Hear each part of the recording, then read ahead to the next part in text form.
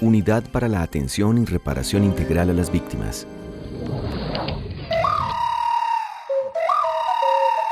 El enfoque diferencial étnico incluye a las comunidades indígenas, negras, afrodescendientes, palenqueros, raizales y rom o pueblo gitano.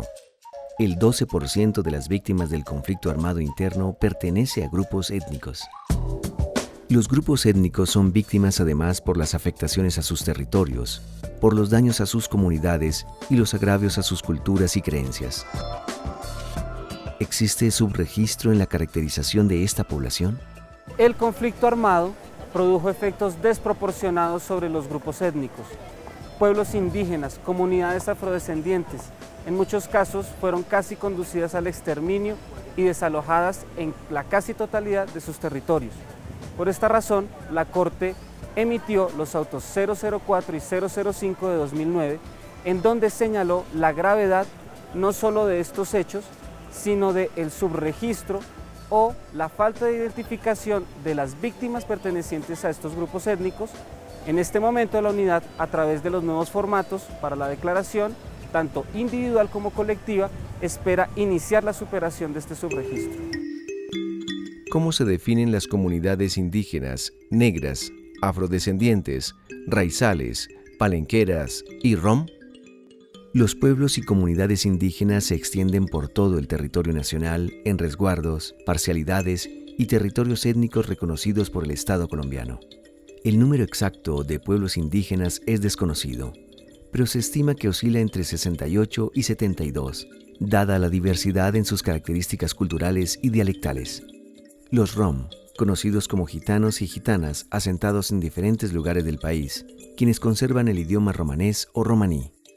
Los descendientes africanos, introducidos de forma violenta como esclavos, constituyeron comunidades organizadas como palenques, comunidades negras, consejos comunitarios y otras formas muy variadas, reconocidas por el Estado y con derechos territoriales.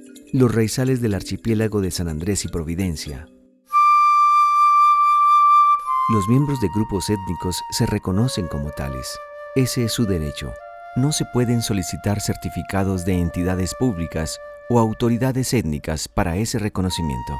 Aplica el principio de la buena fe. Sin embargo, las autoridades étnicas tienen la capacidad de emitirlas si las consideran necesarias, pero no son obligatorias. ¿Existen casos de discriminación en la toma de declaración de víctimas que pertenecen a grupos étnicos? Las víctimas que pertenecen a grupos étnicos enfrentan una fuerte estigmatización que no debe ser replicada por los funcionarios públicos.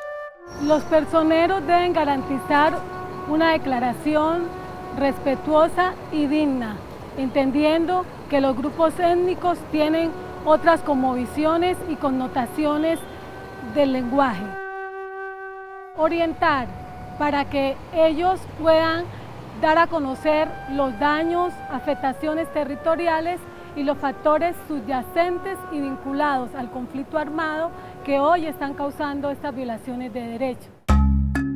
¿Qué debe tenerse en cuenta al momento de tomar la declaración de una víctima perteneciente a un grupo étnico? Preguntar a la persona cómo se autorreconoce. Puede ser indígena, gitano, negro, afrocolombiano, raizal o palenquero. Si la persona habla otra lengua, debe apoyarse en las secretarías de gobierno u organizaciones étnicas que hay en el lugar con el fin de que la declaración sea garantista.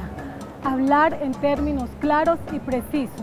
Indagar con el fin de que la persona pueda dar a conocer los otros hechos victimizantes diferentes al desplazamiento forzado.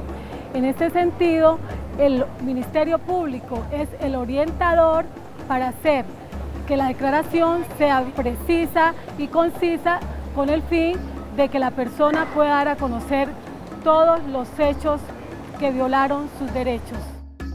¿Cuáles son las diferencias que deben tenerse en cuenta frente a las medidas de atención, asistencia y reparación individual y colectiva para los grupos étnicos? Debe tener en cuenta elementos que son básicos, que son fundamentales para garantizar derechos para las víctimas de grupos étnicos. El auxilio funerario debe ser asumido por la entidad territorial. La participación en los comités territoriales de justicia transicional no se limita únicamente a las organizaciones de víctimas, debe tener en cuenta a las autoridades indígenas, a las autoridades de los consejos comunitarios, a las autoridades de las compañías del pueblo rom, quienes deben designar delegados para estos comités. Adicionalmente, para el registro, las autoridades étnicas tienen el derecho a solicitar el registro como sujeto colectivo. Por otra parte, las medidas de reparación individual deben estar articuladas a los planes de vida o etnodesarrollo que cada una de estas comunidades tenga previsto. Esto no es obligatorio, no quiere decir que la autoridad étnica es quien asume los recursos de la reparación individual, pero es deber que estén articulados. Las medidas de atención y reparación integral para las víctimas de grupos étnicos se definen en los decretos ley 4633 de 2011 para comunidades indígenas, 4634 de 2011 para el pueblo rom y 4635 de 2011 para afrodescendientes, comunidades negras, raizales y palenqueras. La ley 1448 de 2011 no se aplica para este tipo de víctimas. Los decretos ley que establecen las medidas de atención y reparación para víctimas pertenecientes a grupos étnicos son unos instrumentos casi que únicos en América Latina. Casi que por primera vez el Estado colombiano desarrolló procesos de consulta previa de acuerdo a los protocolos internacionales. Estos decretos ley permiten una nueva manera de entender la atención y reparación a víctimas, que es diferente a la manera en que el Estado convencionalmente lo hacía.